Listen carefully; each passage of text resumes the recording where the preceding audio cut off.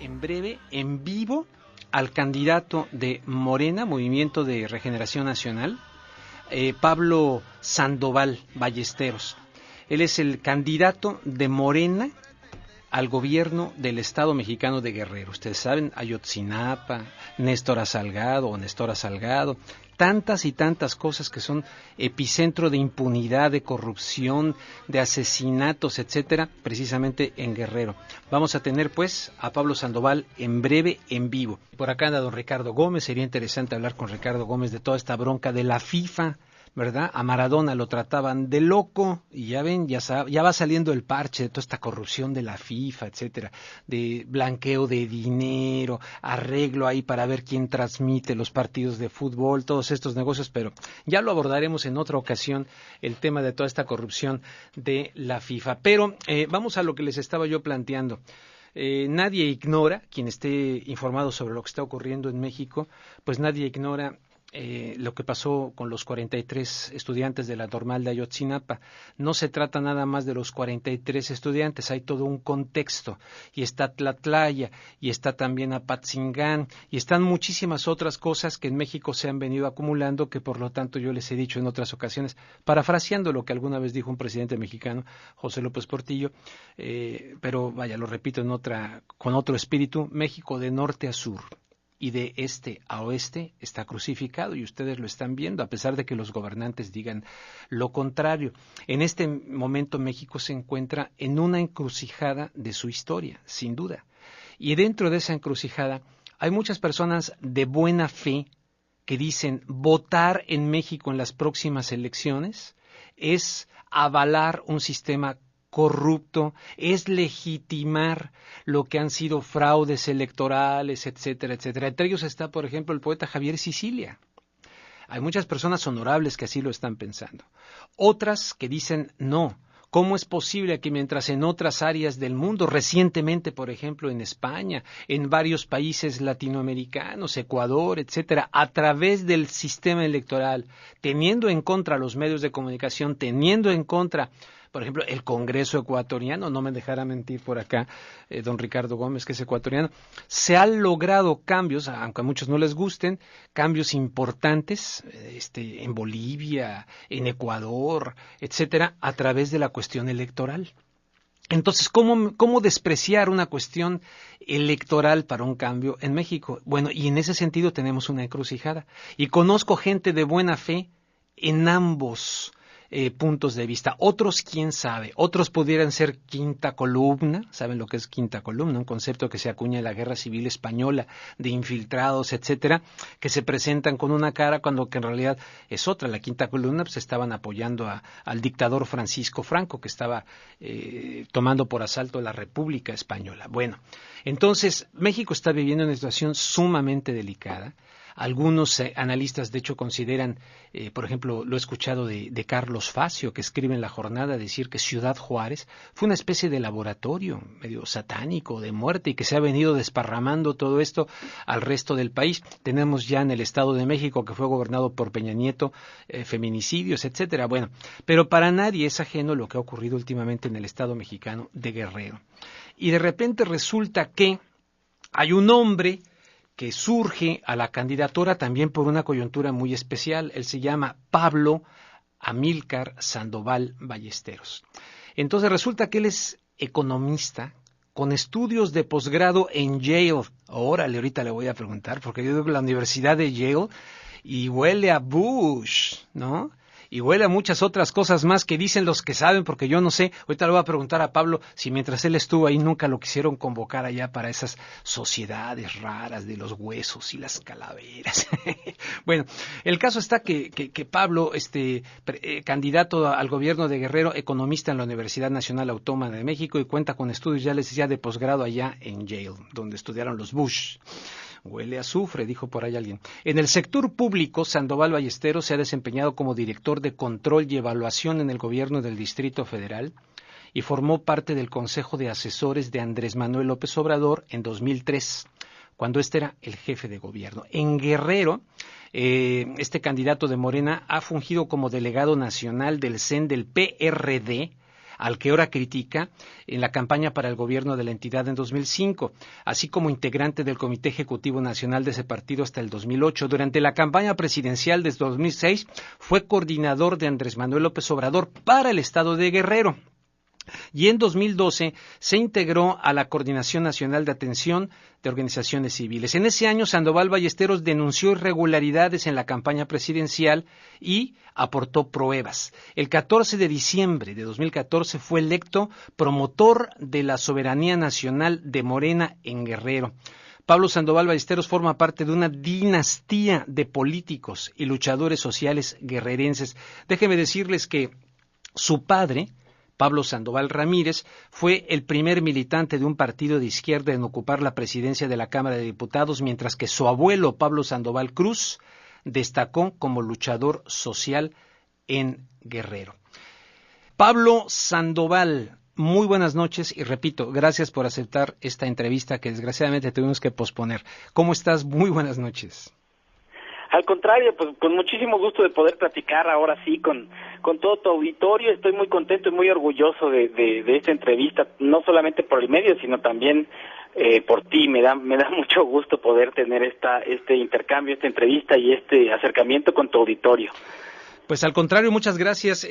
Pablo, primero que nada estaba yo aquí más o menos dando un poquito de datos que saqué acerca de ti, de tu familia, de tu padre, de tu abuelo, de tu participación en el PRD, ahora Morena. ¿Qué más le puedes tú decir a la audiencia que nos está escuchando, no solamente acá a través del 90.7 FM de Los Ángeles, sino que muchísima gente nos sintoniza a lo largo y ancho de los Estados Unidos y mucha gente también desde México a través de kpfk.org? Si tú pudieras decirle así a la gente, ¿quién es Pablo Sandoval? Al margen de tu candidatura, ¿qué les dirías? ¿Quién eres? Porque ya dije que si conociste a los de los huesos y las calaveras ahí en Yale. No, mira, la verdad es que soy un hombre de izquierda, así me defino yo, alguien que cree en la libertad, en la igualdad, en la justicia, y creo que así me han educado, así fui sensibilizado, digamos, a que cuando hay injusticias pues hay que empeñarse por transformar esa situación. Nosotros decimos que es necesario darnos cuenta que las cosas que pasan en la sociedad no son tragedias, pues, es decir, se puede cambiar. A mí me enseñaron, por ejemplo, que la economía no es un fenómeno natural, que se puede modificar, que se puede cambiar, que el derecho, por ejemplo, es una cuestión que existe a partir de los hombres y que eso, y las mujeres, pues, de la sociedad, y que eso implica que se puede modificar. Y, en fin, que esto no es, digamos, lo que está pasando, por ejemplo, en el estado de Guerrero, no es una tragedia, no es algo natural, y que no debemos acostumbrarnos a lo que está pasando en nuestra sociedad guerrerense. Bueno, sí es una tragedia, pero sé lo que quieres decir, que no es un fenómeno natural, no es como si venga un ciclón, como si venga un terremoto, o sea, una tragedia como fenómeno natural, sino que realmente se trata de una tragedia, pero que hubiera sido evitable, ¿no? Eso es lo que quieres decir, ¿no? Exacto. Lo que quiero decir es que hay responsables de eso, hay responsables de lo que está pasando en el estado de Guerrero. Yo digo también en el país, en México, hay responsables de la gran tragedia que estamos teniendo en diversos ámbitos, en la seguridad, en la economía, y decimos que esto no es una tragedia, como bien dices tú, no es un fenómeno natural, no es un ciclón, no es un tornado, sino al contrario, esto es algo que se ha definido y que se puede definir de otra manera. Y por lo tanto hay que tomar acciones, hay que participar, hay que esforzarnos por sumar, es decir, sí se pueden construir mayorías, sí es posible que colectivamente se cambien cosas y aisladamente es muy difícil hacer cosas.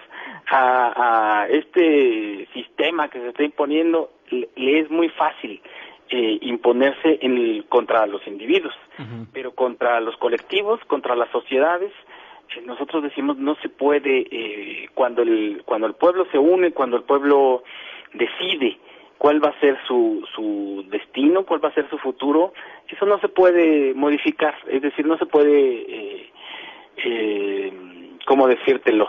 No se puede combatir, digamos, eso se debe obedecer, así es como los pueblos escriben la historia, así es como se toman las decisiones colectivas.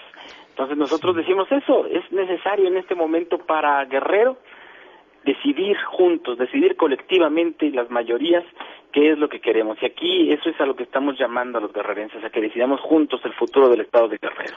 Pablo, Soy alguien que cree en que se puede modificar esa historia de corrupción que hay en el Estado de Guerrero y alguien que está decidido a hacer algo. No importa desde qué trinchera, es decir, nosotros decimos, no hemos estado esperando, ¿verdad?, los puestos, los cargos públicos, sino que hemos estado haciendo cosas desde antes y vamos a seguir haciendo cosas aún después de todo esto.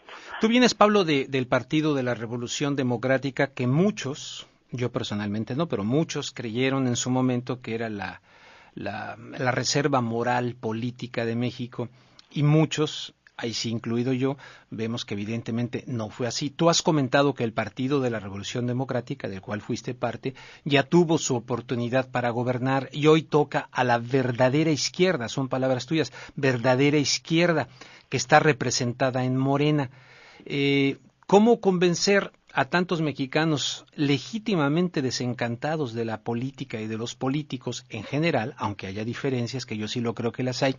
¿Cómo convencerles de que Morena es la verdadera izquierda? ¿Por qué es la verdadera izquierda? Mira, nosotros decimos, bueno, yo afirmo que la izquierda tiene algunas características, ¿no? Es decir, lucha por la igualdad, lucha por la libertad, por la justicia, lucha por el cambio y nosotros afirmamos que no lucha contra la corrupción. Aquí en Guerrero no pasó eso. En México está quedándose vacía el PRD, es decir, a mí me llama mucho la atención que los partidos de izquierda, los movimientos de izquierda, en general tienen a intelectuales, por ejemplo, a la gente de la cultura, intelectuales, académicos a su alrededor. En el PRD dejó de ser así. En el PRD, decimos, dejó de tener apoyos de ese tipo. Dejó de tener a personalidades dentro de él que han luchado por estas cuestiones de libertad, de igualdad, de justicia. Y se fue quedando con una burocracia que se apoderó de ese partido y ha ido traicionando los principios de la izquierda.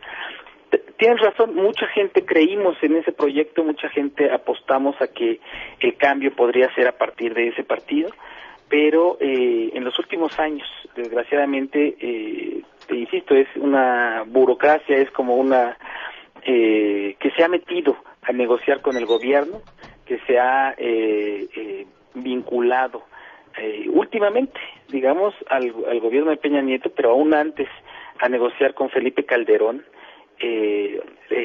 no solamente reformas, sino en esta lógica que se llamaron concertaciones a partir de Salinas de Gortari, de poder pactar, por ejemplo, reformas constitucionales a cambio de cuestiones electorales o de veto a saber, que la verdad es que no sabemos que hayan negociado los chuchos, que son los que ahora están mandando en el PRD, que están decidiendo las cosas, y también vemos que se transformó en un partido que no toma las decisiones democráticamente, que no respeta sus propios estatutos, que no respeta las reglas.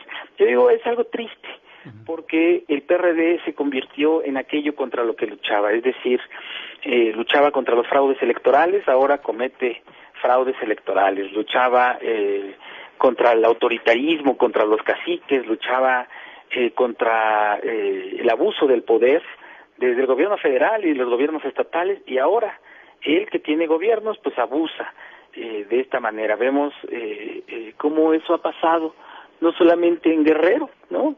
Claro, Guerrero es la cuestión más decadente de esto que está pasando dentro del PRD, pero en otros estados también pasa. Y decimos, luchaba contra la corrupción y ahora tiene a sus propios corruptos. Y lo más trágico que pasó con el PRD es que empezaron a llegar la gente contra la que se estaba protestando, contra la que se estaba luchando. Es como si Salinas entrara al PRD.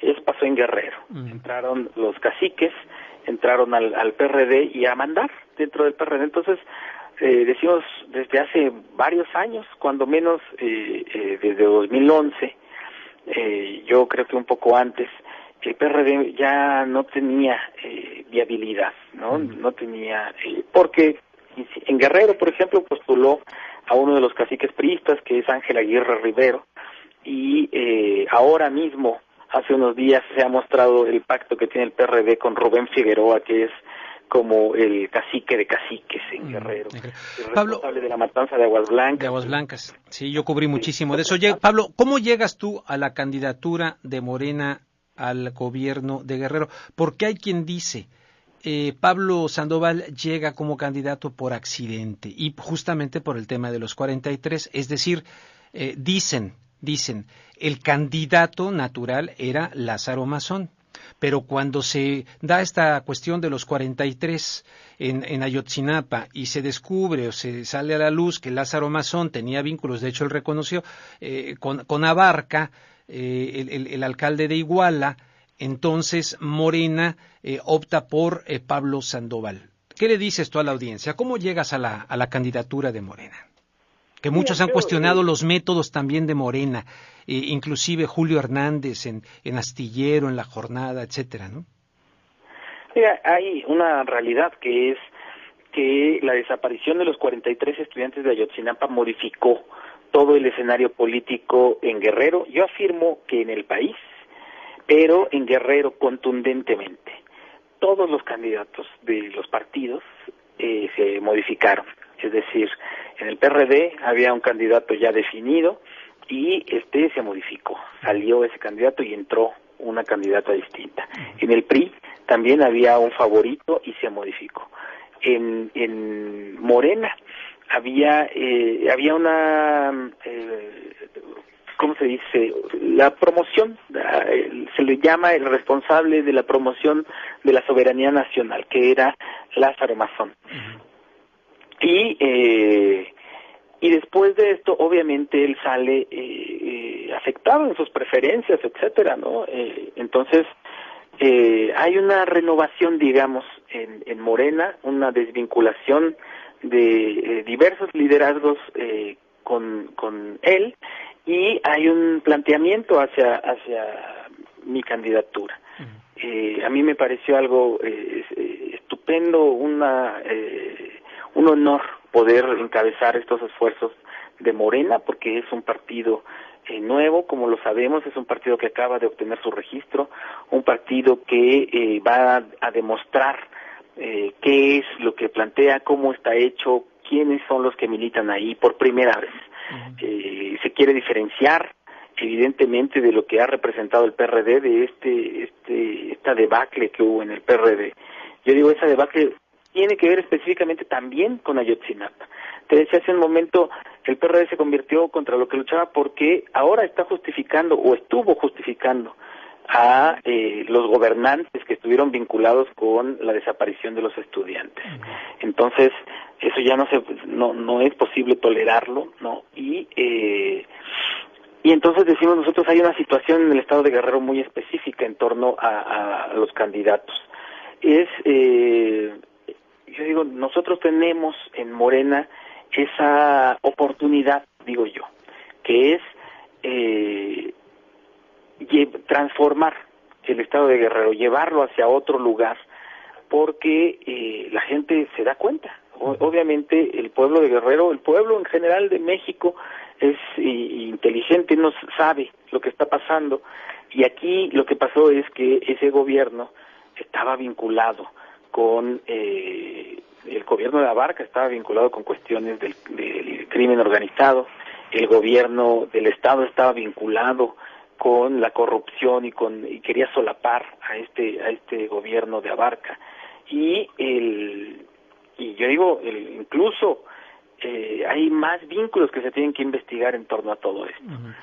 Obviamente esto insisto, movió todo el escenario, todo el tablero político y da oportunidad a que se renueven cosas. A mí me parece muy sano, muy específicamente en este momento, que haya aire, digamos, en la política de Guerrero.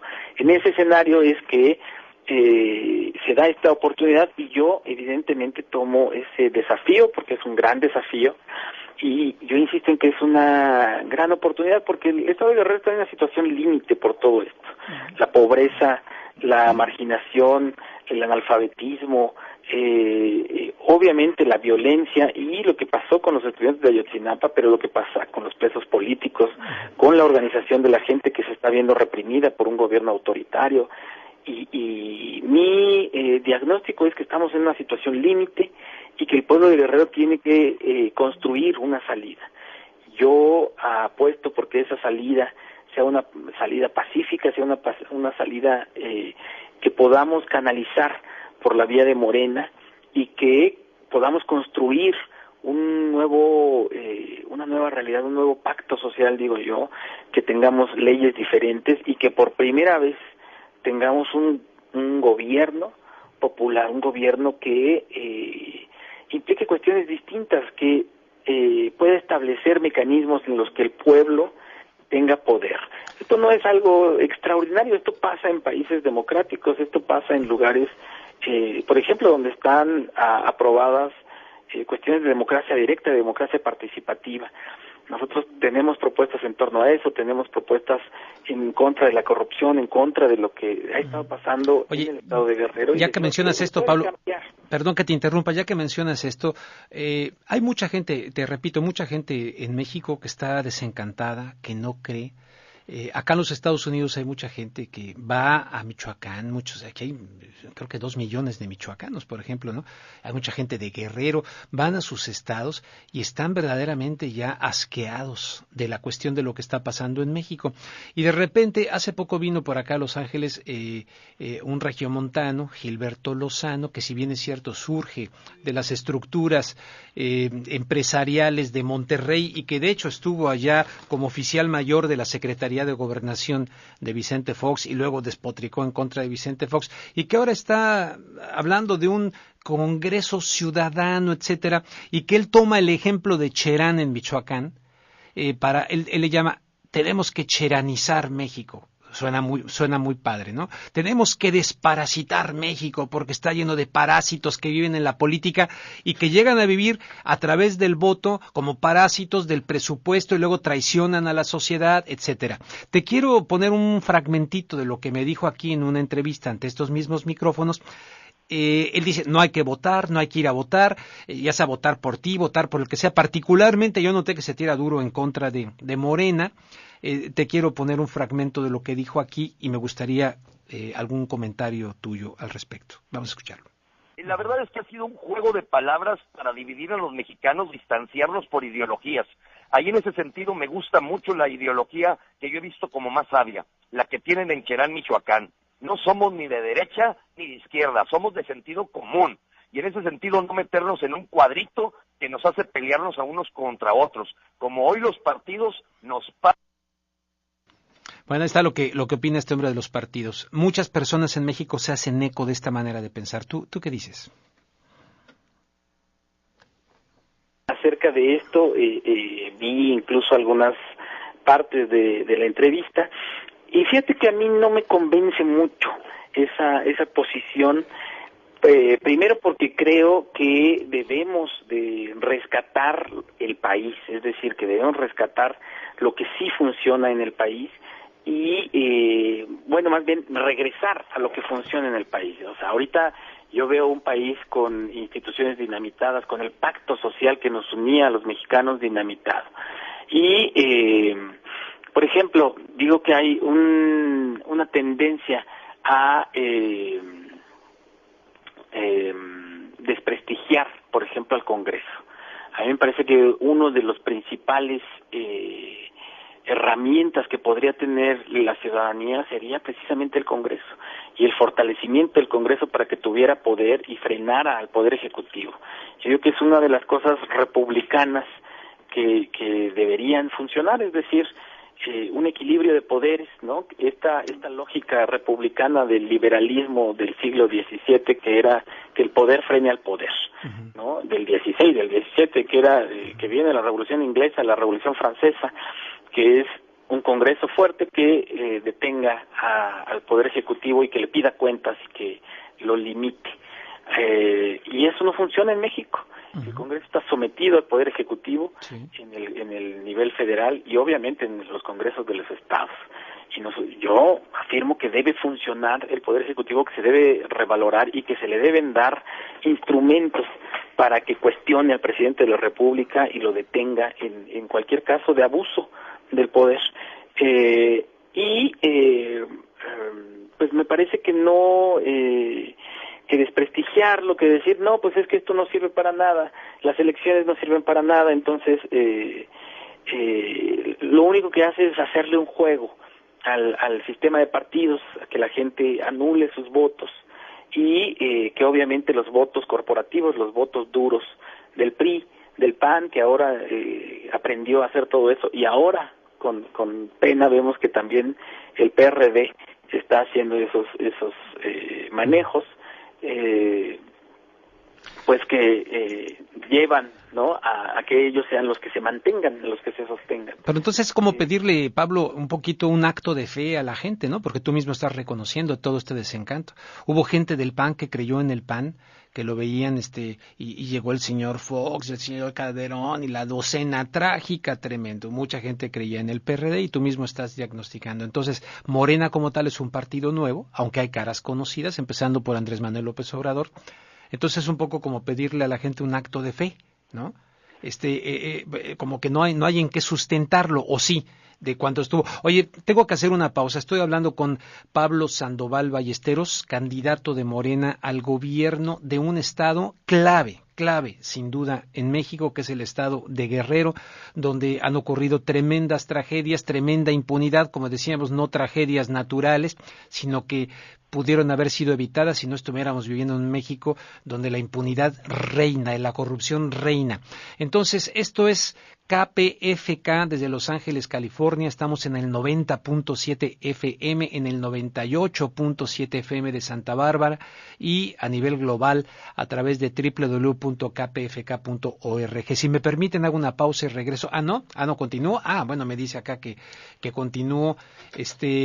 Entonces nos vamos con esto. Pablo, está este escenario. Entonces te decía de un poquito como del acto de fe. Es evidente que millones de mexicanos sostienen, creen y se sienten muy comprometidos y que es un honor estar con López Obrador y están ahí firmes, ¿no? Con la cuestión de López Obrador. Muchas otras personas sienten que no por todo. Yo sostengo, Pablo, que en México ha habido una especie de doctrina de shock, una especie de tortura.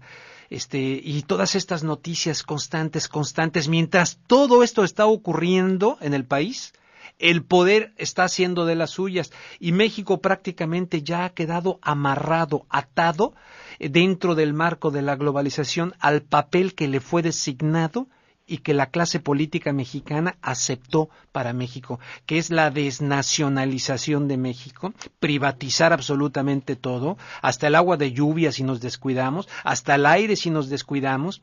Y entonces, ¿cuál es el margen de maniobra para personas, vamos a darte el beneficio de la duda, que llegan con buena intención? Por ejemplo, tú, al Estado mexicano de Guerrero, a querer cambiar las cosas, donde tenemos niveles de narcocracia, sin duda, donde me imagino que tú te estás topando al ser candidato con el escenario de la narcopolítica.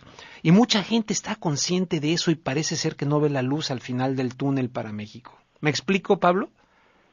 Sí, claro. Mira, yo afirmo que no es un acto de fe esto, no es una cuestión de creer a ciegas en nada, ¿no?, sino de analizar lo que está pasando, de racionalizar y de decidir inteligentemente, decidir dignamente también. Mira, nosotros vemos lo que está pasando, analizamos lo que está pasando en el contexto nacional, el modelo privatizador, el modelo neoliberal que hay en el país, que hace que nos arrebaten los recursos naturales que tenemos que hayan decidido el gobierno de este país entrar en un esquema en donde al país se le quiere poner como proveedor de mano de obra muy barata, baratísima, y como proveedor de recursos naturales. No quieren desarrollar la tecnología, no quieren desarrollar las universidades, no quieren desarrollar nada en el país. Están sometidos a un papel vergonzoso, digo yo, que no tiene nada que ver con la historia del pueblo mexicano, con la historia de las luchas del pueblo mexicano. Estos cuates están dispuestos a privar hasta a su abuelita, ¿no? Exacto. La cuestión de las privatizaciones es un modelo que empezó con Carlos Salinas de Gortari, claro, tal vez desde Miguel de la Madrid, pero implica esto, la baja tendencial del salario. Hoy han aceptado los gobiernos oficialmente que ha perdido más del 75% del poder adquisitivo, los salarios, y la privatización de los recursos naturales. Todas las fortunas más grandes del país se construyen a partir de concesiones del Estado. Es decir, una concesión que son las telecomunicaciones, tenemos al hombre más rico del mundo. Otra concesión que son las señales de radiofrecuencia para la televisión, ahí están los multimillonarios también, Azcárraga y Salinas Pliego. Tenemos las minas, ¿no? También, y como tú decías, las playas que están tratando de privatizarlas, están tratando de privatizar el agua, ahora acaban de intentarlo en el Congreso, y así va la historia de este país, de privatización en privatización, generando además monopolios, generando beneficios para sus amigos, para los amigos cercanos al régimen, a los presidentes en turno. Y ahora vemos esta gran tragedia que acaba de ocurrir con las grandes reformas estructurales que hay en el país, que han dinamitado, digo yo, el pacto social que nos unía, es decir, la Constitución de 1917. Uno cuando iba a la escuela, ¿no? En la primaria nos enseñaban cuáles son los 3 artículos más importantes de la Constitución mexicana. El artículo 3, que habla de la educación, bueno, pues reformaron la educación y ahora hay un gran problema con los profesores, quieren privatizar la educación. El artículo 27, que habla de la propiedad de la tierra y la propiedad de los recursos naturales, bueno, pues ahí están privatizando el petróleo y están queriendo privatizar el agua, han modificado la ley minera para entregar nuestros recursos a las compañías extranjeras, canadienses destacadamente, y el artículo 123 también nos enseñaban que era muy importante y que habla de el trabajo, y obviamente modificaron la ley federal del trabajo y ya está todo el reconocimiento de esa entrega que están haciendo de la fuerza laboral a grandes empresas transnacionales para que no tengan ningún costo al venir a establecerse aquí. Yo te decía, esto habla de un modelo que están haciendo, un modelo privatizador, un modelo de que atenta contra el pueblo de México, contra el desarrollo del país, que es muy contrario a los intereses nacionales. Por ejemplo, económicamente, vemos cómo va el supuesto mejor secretario de Hacienda del mundo, se otorgaron un premio ahí, el secretario de Hacienda mexicano, Videgaray, y no da una en cuestiones económicas. Se tienen que ir reduciendo las expectativas de crecimiento, todos los indicadores económicos están mal, no hay algo que esté haciendo bien el gobierno de Enrique Peña Nieto en materia económica. Entonces vemos cómo es mentira que el modelo neoliberal esté desarrollando al país, esté beneficiando en algo las privatizaciones al país. Vemos, por ejemplo, cómo modificaron la ley, la llamada ley Televisa, ¿no? La ley de telecomunicaciones. Algo muy importante que no se dice mucho es que lo que lograron hacer con esa reforma es abrir al capital internacional, al capital extranjero, todo el mercado de telecomunicaciones, y eso implicará pues que vengan otra vez, ¿no? Algo que habían dicho que no iban a hacer, a entregar recursos a las empresas extranjeras. Ya, oye, ya que hablas de eso, Pablo, te interrumpo tantito. Por ejemplo, Guerrero, tú lo sabes mejor que yo, forma parte de la principal franja de oro del país. Exacto. Y de acuerdo con el Sistema Integral de Administración Minera de la Secretaría de Economía, en el estado hay actualmente 705 concesiones mineras vigentes. Estamos hablando de una superficie de 1.317.452 hectáreas. ¿Tú qué harías si llegas como gobernador de Guerrero? Que estás consciente de esta situación, lo acabas de mencionar, y los canadienses, ¿verdad?, que están sobre este territorio vasto en México, pero Guerrero formando parte de esta principal franja de oro, llega el gobernador Pablo Sandoval, ¿y qué va a hacer en contra de todos estos monstruos? Mira, aquí hay un gran problema en el país. Por ejemplo, hay la cuestión del fracking en la zona norte del país, pero las cuestiones mineras, específicamente en Guerrero. Hay una cosa que nos ofende mucho a los guerrerenses. Ya han concesionado, se han entregado concesiones de la mitad del territorio guerrerense a estas empresas. Sí. Y entonces aquí tenemos un gran problema, porque se generó una nueva ley minera, aprobada recientemente por los senadores y votada incluso por algunos senadores guerrerenses, que es una vergüenza. En esa ley se dice que la actividad prioritaria del Estado es la minería. La prioritaria, es decir, no hay nada sobre no es la vivienda, no es la conservación del medio ambiente, no es la conservación de la vida, digamos, no importa nada. Lo que importa es la explotación minera. Obviamente esta explotación se va a hacer a través de privados, ahora sabemos de extranjeros. ¿Y sabes cuánto pagan las empresas por cada hectárea que explotan? ¿Cuánto? Pagan 5 pesos. 5 pesos. De 5 a 50 pesos. Esto quiere decir menos de 30 centavos de dólar por hectárea. Es una vergüenza lo que está pasando, porque eso implica, a nadie les cree que van a sacar oro. La principal mina de oro hoy mismo está en Iguala. ¿En Iguala? En Iguala. Y nadie les cree que están pagando solamente 5 pesos por hectárea. Obviamente aquí hay un sistema de corrupción profundo, que esas empresas le pagan a los gobernantes en turno, porque esto es federal, ¿verdad? Esto lo maneja Enrique Peña Nieto directamente y los funcionarios federales. Y le dan dinero bajo la mesa, es evidente, porque nadie en el país, en el mundo, piensa que van a cobrarles tan poco a ninguna empresa sobre esto que están explotando. Se debería cobrar evidentemente por el material extraído, por el oro que se vende a los precios de cotización internacionales, etcétera. Y debería haber beneficios para los lugares donde se saca. No es así. Además, está aprobada un sistema de explotación minera que está prohibido en muchos lugares del mundo, y específicamente en Canadá.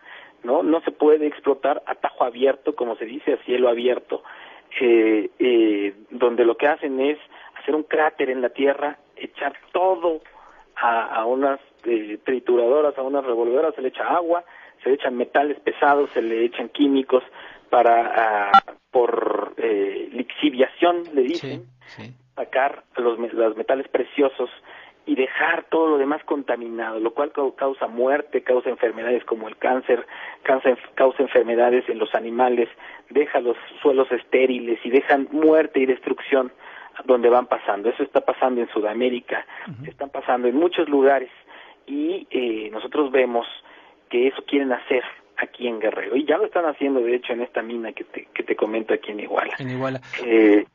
Por cierto, en su momento la policía comunitaria, Pablo, la policía comunitaria esta guerrerense de la que forma parte Nestora Salgado, que te voy a pedir tu opinión porque ya van 24 días en ayuda de Nestora Salgado, esta policía comunitaria en su momento, creo que fue por ahí del 2013, junio del 2013, lanzó una alerta por los intereses de mineras en Guerrero, y Nestora Salgado fue muy activa en denunciar esa situación, y vemos un caso aquí totalmente ya de impunidad, francamente, en torno a esta mujer, que ahora sale el señor Campa Cifrián, que no la han podido cambiar allá de Nayarit a otro lugar, que por la saturación que hay en las cárceles, vaya, es vergonzoso el asunto.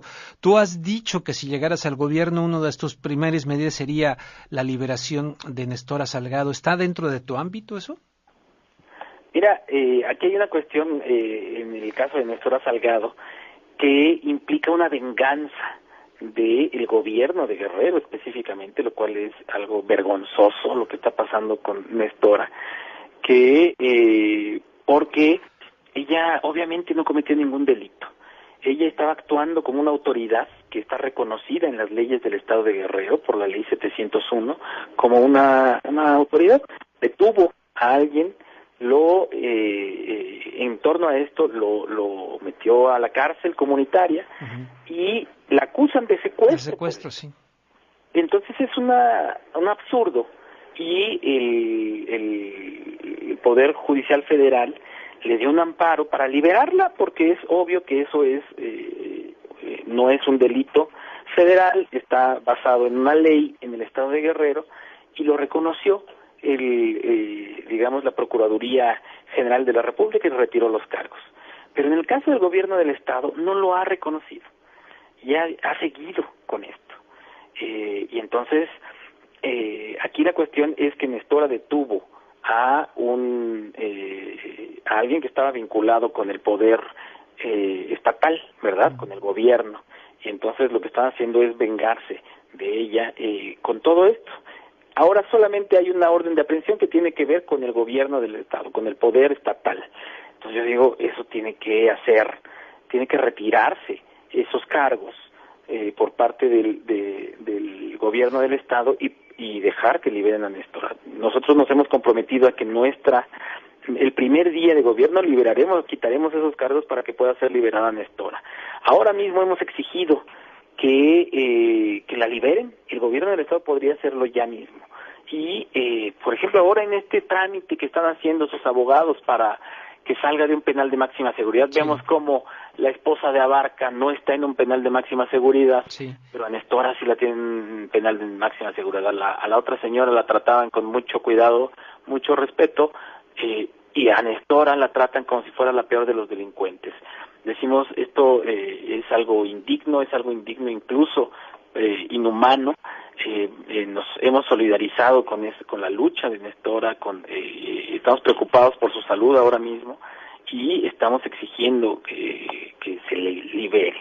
También hay otros presos políticos en el Estado. Es algo increíble que en el Estado de Guerrero siga habiendo la práctica de encarcelar a los luchadores sociales e inventárseles cargos. Yo he propuesto una modificación a la ley para desaparecer el concepto de prisión preventiva, es decir, esto es lo que se hace en Guerrero. En el país, digamos que un gobernante poderoso le levanta cargos a alguien, y aun cuando no se le haya juzgado, violando el principio de presunción de inocencia que ya está reconocido en la Constitución y en los tratados internacionales, se le quita la libertad porque alguien dice que probablemente cometió un delito. Entonces yo digo, no, aquí debe desaparecer eso, porque solamente se encarcela a los luchadores sociales y nunca se encarcela a delincuentes.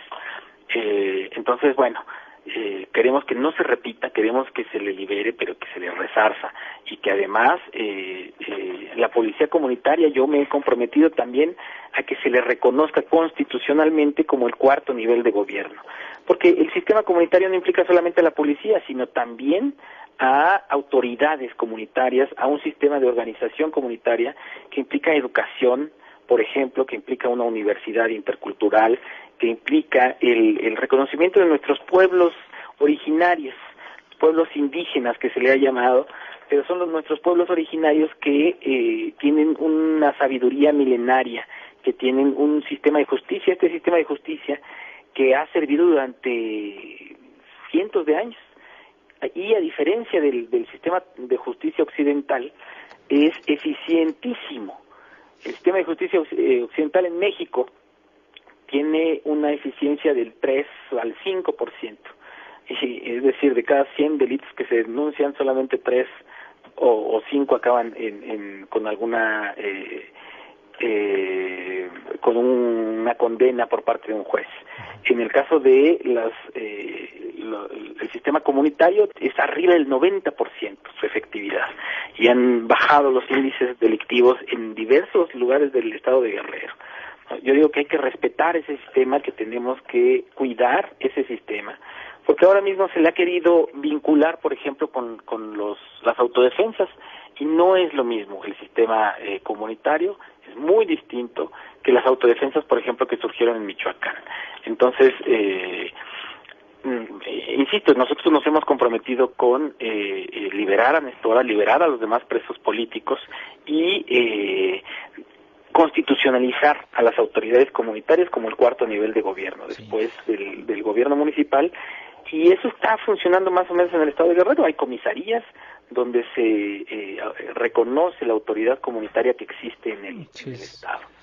Oye, Pablo, me estoy acercando al final del programa, se va volando siempre, hay muchísimos temas, pero ahorita que estabas mencionando de las comunidades ancestrales, los pueblos originarios en Guerrero, pues no puedo evitar el preguntarte cuál es tu opinión sobre el señor Lorenzo Córdoba, del Instituto Nacional Electoral, que ofreció disculpas tras haberse burlado en privado, sí, en una grabación ilegal, sí, correcto, pero denotando un sentimiento muy sincero de su parte por este encuentro que tuvo, y luego los volvió a citar y les ofreció disculpas. En fin, ¿qué opinas de esta burla que hizo de la condición indígena o de estos indígenas el encargado de las elecciones del Instituto Electoral en México? Creo que es un indigno Lorenzo Córdoba, que debería renunciar, que debería tener vergüenza e irse de ese cargo. No solamente por la incapacidad que ha demostrado en la organización de las elecciones, sino por esta franco desprecio a nuestra cultura, a nuestras comunidades originarias. Es algo vergonzoso. Yo creo que demuestra mucha ignorancia, demuestra un nivel de frivolidad inaceptable, y que es una vergüenza para el país que ese señor esté dirigiendo una institución pública. Creo que es una institución autónoma, es una institución que se supone promueve los valores de la democracia, que educa en esos valores, que capacita, que educa, que promueve la democracia, y obviamente este señor no puede hacer nada de esto, ¿no? A nosotros nos avergüenza siquiera que ese señor esté dirigiendo el Instituto Electoral. Y bueno, nosotros decimos al contrario, debemos revalorar la aportación que han hecho nuestras comunidades originarias a la formación de nuestro país, al fortalecimiento de nuestro Estado. Yo insisto, nosotros estamos orgullosos de las policías comunitarias. Yo quiero, por ejemplo, en cuestiones de seguridad, retomar muchas de las cosas que están haciendo las policías comunitarias, que están dando ejemplo a otros países. Se está estudiando todo el sistema de las policías comunitarias en países como Italia, como Brasil, generando este concepto de seguridad ciudadana. Y entonces nosotros decimos, en Guerrero, pues tenemos que empezar por eso, por reconocerlo y por aplicar las experiencias que ha habido en torno a la policía comunitaria y a nuestras comunidades originarias, nuestras comunidades indígenas, para dar ejemplo al país, al mundo, de lo que debemos sentirnos orgullosos. Sí. Oye, última pregunta. ¿Fraude en las elecciones consideras? ¿Cómo te sientes tú? ¿Te sientes confiado? ¿Cómo vas? ¿Qué dicen las encuestas? ¿Vas a ganar? ¿Vas a perder? ¿Cómo va la cosa? Nos queda 1 minuto y medio. Estamos optimistas, creyendo que Morena va a cambiar el estado de Guerrero, que va a ganar. Vemos obviamente un estado de normalidad antidemocrática, en donde los gobiernos creen que pueden intimidar al pueblo con la violencia que está habiendo, con la irresponsabilidad que hay desde la organización de la elección. Pero decimos que el pueblo de Guerrero, digno como es, ha cambiado la historia en diversas ocasiones en contra de todo, del dinero, del poder ejecutivo federal, del presidente de la República, del gobernador, de quien sea, y ha cambiado, ha electo, ha hecho ganar en diferentes ocasiones a gobiernos para cambiar cambiar lo que está pasando en el Estado. Decimos que esto es ancestral. Desde la independencia el pueblo de Guerrero encabezó la lucha, la revolución, la reforma con Juárez, y ahora decimos vamos a tener un nuevo cambio porque ese ejemplo nos están dando los padres de Ayotzinapa, que corrieron al presidente municipal corrupto vinculado con el narco, corrieron al gobernador corrupto que estaba solapándolo, corrieron al Procurador General de la República que estaba también queriendo darle un carpetazo al tema, y eso ha demostrado que el pueblo tiene poder, y con ese poder puede quitar gobernantes, pero también poner gobernantes distintos, y podemos instaurar un gobierno popular con eso, que sirva a la gente y no se sirva de la gente. Decimos que vamos a combatir la corrupción y poder establecer un estado de bienestar en Guerrero, donde podamos cambiar la realidad que nos está ofendiendo con con estos partidos políticos de siempre, con tanto cinismo que tienen. Oye, pero también los padres de Ayotzinapa se han deslindado de todos los partidos, incluido de ustedes, ¿no? De Morena.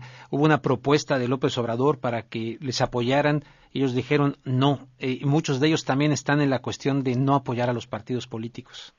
Mira, nosotros orgullosamente también, muchos intelectuales, artistas, etcétera, han llamado a los movimientos sociales a que no estamos confrontados, a que el proyecto que estamos planteando, el proyecto con Morena, no está siendo confrontando, sino al contrario, está fortaleciendo la lucha en contra del autoritarismo que hay en Guerrero, y esto lo ha afirmado personas como Lorenzo Meyer, Elena Poniatowska,